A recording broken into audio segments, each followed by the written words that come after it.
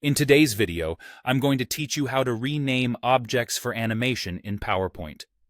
This process will make managing your animations much easier by allowing you to organize and identify objects with ease.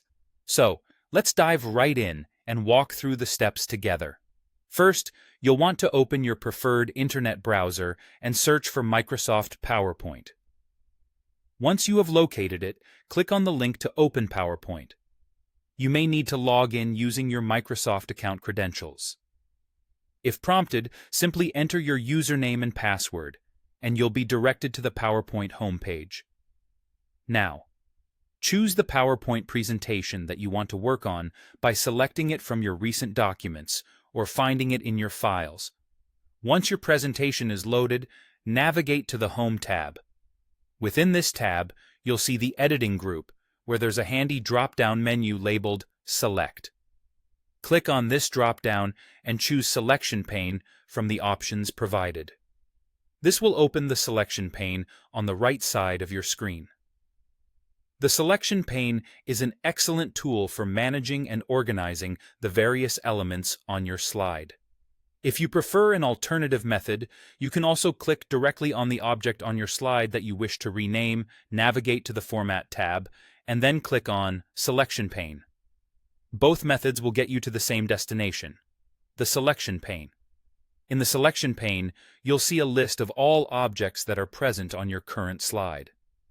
These objects often have generic names like Textbox 10 or Picture 3.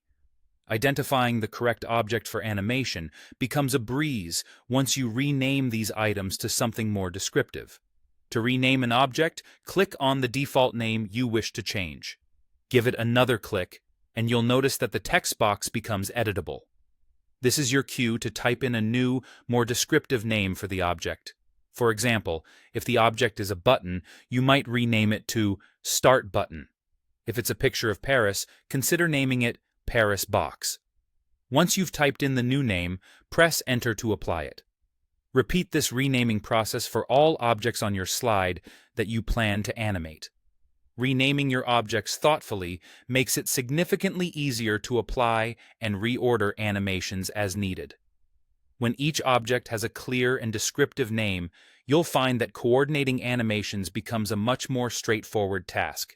And there you have it, a simple yet powerful way to streamline your PowerPoint animations by renaming objects, making your presentations not only more organized, but also more professional and easy to manage. I hope you found this tutorial helpful. Thank you for watching.